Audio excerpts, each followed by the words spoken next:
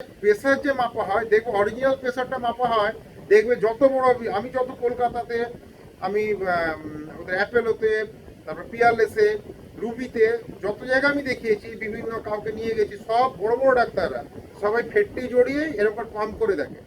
মেদিনীপুরেও তুমি যাও, এটি ঘোষ মারা গেলেন, তোমার হচ্ছে মেদিনীপুরে বড় ডাক্তার বলতে রাজদীপ চৌধুরী এখন আছেন, তারপরে হচ্ছে তোমার গাতাইদ আছেন।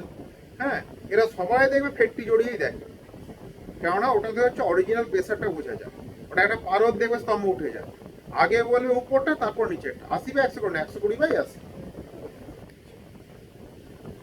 তারপর এটা আসছে ম্যালেরিয়া, লসিকা, লিম্ফ নোডকে আক্রান্ত হয়।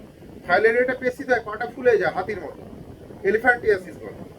লিউকোমিয়া মানে কি? লিউকোমিয়া মানে তোমার যদি কোনো কারণে আরবিসি কম উৎপন্ন হয়, ডাব্লিউবিসি যাতা হারে বেড়ে যায়।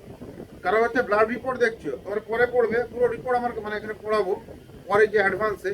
ধরো দেখছো তার হচ্ছে ডাব্লিউবিসির কাউন্ট দেখা যাচ্ছে 48,000, 47,000, কত থাকবে? 8 থেকে 10,000।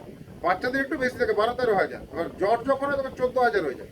তুমি ভয় পাচ্ছ 14,000 ডাব্লিউবিসি, বলো না খুব ভালো, কারণ ডাব্লিউবিসি অ্যাক্টিভ হয়ে গেছে বাচ্চাদের, ও লড়াই করছে, আপনার ছেলে সেরে যাবে, ইন্ডিকেশন দিচ্ছে। টেস্ট এতটা ইম্পর্টেন্ট, যারা সাধারণ লোক বুঝে ডাক্তার টেস্ট করতে দিচ্ছে। টেস্ট করলে অনেক কিছু বোঝা যায়, বলে দেবে বাচ্চাটা সুস্থ হয়ে যাবে।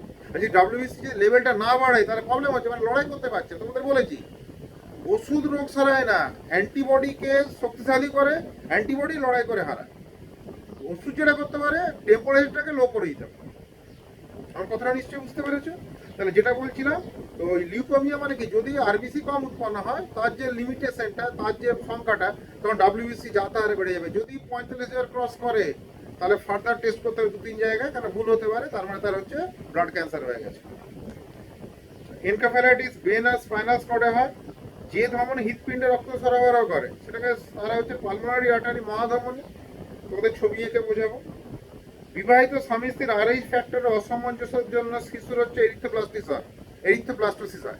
ধরো হচ্ছে এখন সন্তান সভা বা মাকে জিজ্ঞাসা করে আপনার স্বামীর গ্রুপ কি, ধরো কারো স্বামীর গ্রুপ বি পজিটিভ, তার স্ত্রীর গ্রুপও যদি বি পজিটিভ হয় তাহলে কোনো প্রবলেম নেই। যদি নেগেটিভ হয় আর এই ফ্যাক্টরটা, তাহলে কিন্তু এখন ইঞ্জেকশন বেরিয়ে গেছে, তাহলে কিন্তু বাচ্চাটা ওই জ্বরেও থেকে ছেড়ে যাওয়ার সম্ভাবনা আছে।